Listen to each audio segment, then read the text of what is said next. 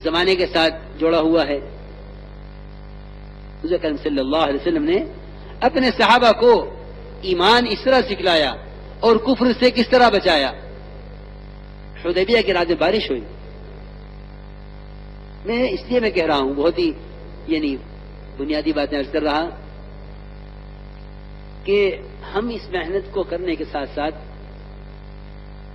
ایک ایسے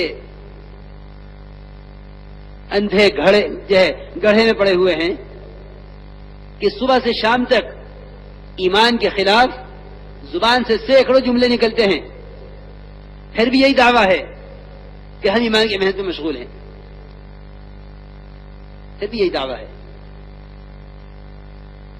دیکھو دوستو، یاد رکھنا، صرف تبلیغ کے معمولات کا پورا کر لینا کوئی تبلیغ نہیں ہے۔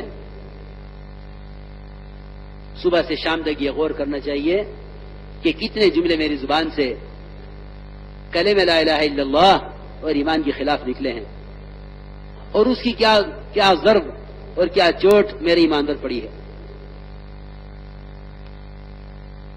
میں عرض کر رہا تھا کہ حضور اکرم صلی اللہ علیہ وسلم نے اپنے صحابہ کرام کو ایمان کس طرح سکھلایا اور کفر سے کیسا بچایا۔ حدیبیہ کی رات میں بارش ہوئی، آپ نے فرمایا اپنے صحابہ سے کہ بارش ہوئی ہے، اب تم میں سے صبح کو بعض کافر ہوں گے، بعض مومن ہوں گے۔ صحابہ سے فرمایا۔ صحابہ کرام کے لیے یہ بات بہت بڑی ہے،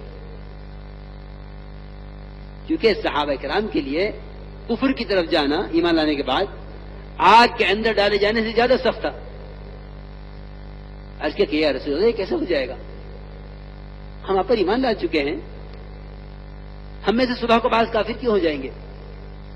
آپ نے فرمایا جو یوں کہے گا کہ بارش فلاں ستارے کی وجہ سے ہوئی ہے، وہ اللہ کا انکار کرنے والا ہے، ستارے پر ایمان رکھنے والا ہے۔ جو اگر یہ بارش محض اللہ کے حکم سے ہوئی ہے، وہ اللہ پر ایمان رکھنے والا ہے اور ستاروں کا انکار کرنے والا ہے۔ ہم دعوت کے ذریعے سب سے پہلے اپنے عقائد کو درست کریں۔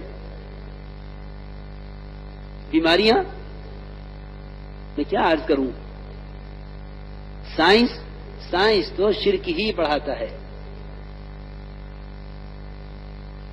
جس کا نام ہم نے علم رکھا ہوا ہے وہ تو شرک ہی پڑھاتا ہے۔ سائنس کا تقاضا کیا ہے؟ سائنس کا تقاضا ہے کائنات سے کائنات کو جوڑنا۔ ایمان کا تقاضا ہے نظام کائنات کو خالق کائنات سے جوڑنا۔ شرک کا تقاضا ہے نظام کائنات کو کائنات سے جوڑنا۔ ایمان کا تقاضا ہے نظام کائنات کو خالق کائنات سے جوڑنا۔ جو نظام کائنات کو کائنات سے جوڑتے ہیں ان کا حال یہ ہے کہ اگر ماہر موسمیات یہ کہہ دے کہ بارش نہیں ہوگی تو مسلمان بارش سے مایوس ہو جائے گا۔